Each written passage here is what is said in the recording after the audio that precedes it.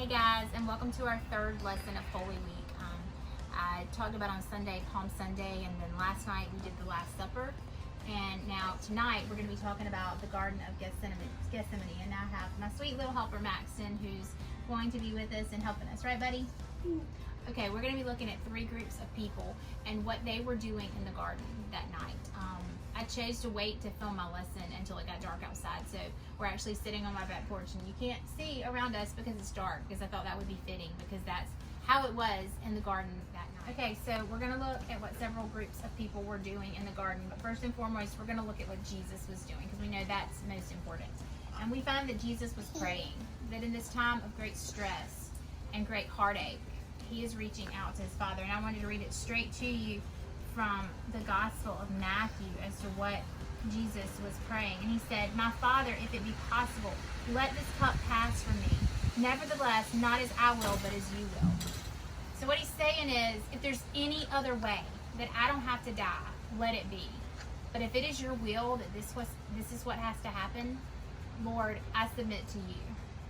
So we see he goes back and he finds, you can stand right there. He finds, this is the next group, his disciples not watching, not waiting, but asleep. They've dozed off. They're human and they're tired. And they've dozed off. So he finds them and he tells them, please stay awake. And he goes back to pray again. And I wanted to read that to you. For the second time, he went away and prayed, "My Father, if this cannot pass unless I drink it, your will be done." And then he came back again, and guess what he found the disciples doing? You guessed it, sleeping. Max is falling down again, and the disciples are sleeping yet again. Okay, hop back up, buddy. There's another person in this, other than Jesus and the disciples, that we need to look at. And that man is Judas. Judas is the betrayer.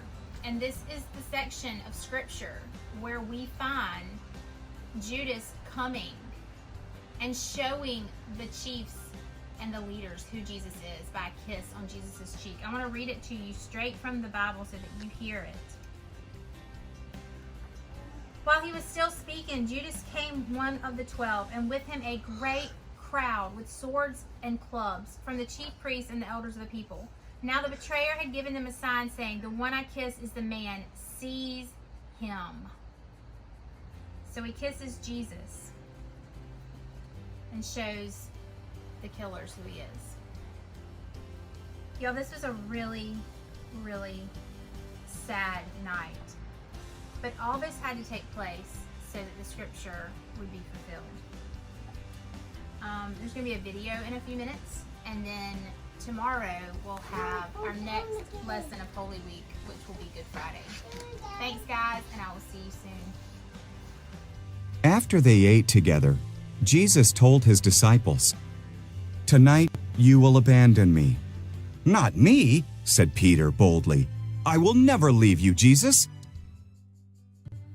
Jesus sighed. "Before the rooster crows to greet the morning, you will say 3 times that you don't know me." "I'll die with you before I do that," Peter said.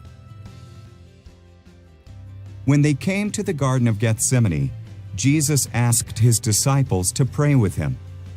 The disciples were tired. They fell asleep. Jesus prayed alone to the Father. Jesus knew his enemies wanted him dead. He also knew that dying was God's plan for him. "Show me another way," he prayed. "Otherwise, I will do what you ask." Suddenly, a light shone. There was shouting, and everyone woke up. An angry crowd approached, sent by the religious leaders. Judas kissed Jesus to show them which man to arrest. "I'm the one you're looking for," said Jesus. When he said this, they drew back and fell to the ground. Then they grabbed Jesus and took him to the religious leaders.